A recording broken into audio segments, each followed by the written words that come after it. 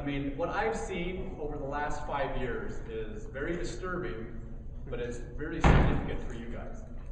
One of the big changes I've seen is that back then, the majority of the kids were still doing what they were supposed to be doing.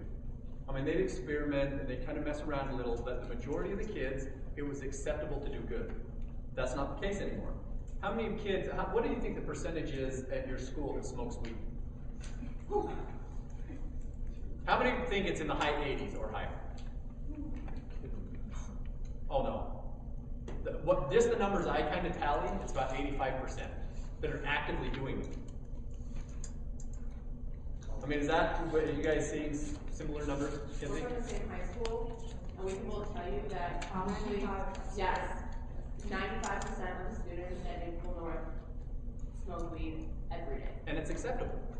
The problem is it's a very acceptable practice nowadays. The problem is it's getting stronger and stronger and stronger stuff. The same thing is true with morality for like sex. When I first started in this in about 95, 96, you know, we were seeing, 15, 16-year-olds, that's when, the sexual experiences and stuff started happening and blah, blah, blah, blah, blah. Now, 10, 11, 12, I mean, it's significantly lower and it's worse things. The other thing that I've seen that has been very, I think, fundamental in destroying a lot of this is the internet with the webcams. How many of you guys have received one of the sexting pictures? Okay, who has not?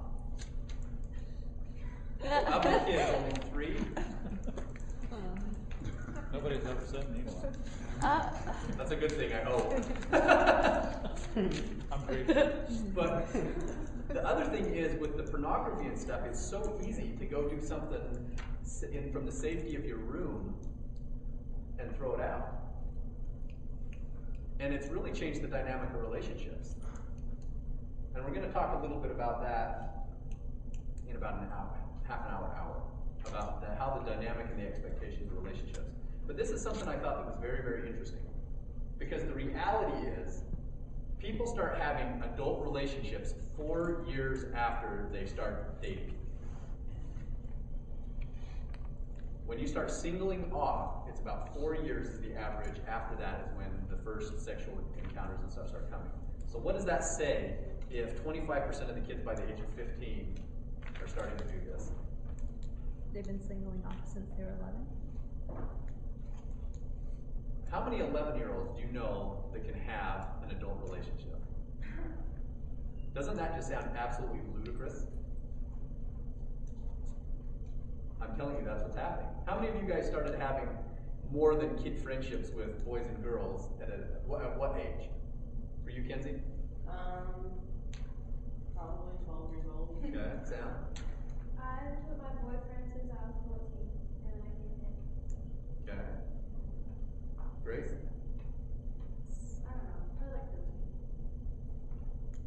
15, 14. I don't remember how old you are in 6th grade. I don't know my age now. 11, 12? 11? 12. Not yet. And that is a good thing. That is a very, very good thing. 12? 12. Okay, so Cody? 40? 40. Honestly, that drives me absolutely crazy. I've got to get that right. But why? Why is this happening at such an early age? The structure of the family is not there like it used to be. Okay, I think that plays a huge role. My mom taught adult roles for like 30 years in high school, like home ec and adult living and stuff like that. And one of the things that I've seen is there was not somebody in the home anchoring it down. How many women have to work in the workplace? How many of you guys as moms work? I personally think, and this is just personal opinion, I think that has one of the greatest effects on the kids. when there, and it doesn't have to just be mom, when there's significant home structure and boundaries.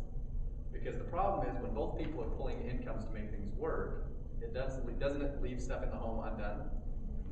Something has to give. And unfortunately, that's where it comes from.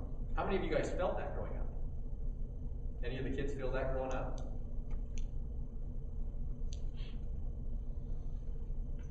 Interesting. Brittany? My story's kind of like a group, but like literally my mom got laid off. You know about it, but like so like I've been spending 2 years after she got laid off. I've spent 2 years. She was a stay-at-home mom now. She didn't look for another job because she knew that stuff needed to be done at home. Okay. Like she told me the day after she got laid off, it's like, I think this is gonna be better for us because you guys get promotions and everything, like, so we don't have to go back and forth. It's like, I need money kind of thing, like. It's a very personal decision every family has to face. Kenzie? Well, I have a different story. My mom, she chose to leave her job, but even when she was home, she was still a workaholic. My mom's, I call it, she's a workaholic.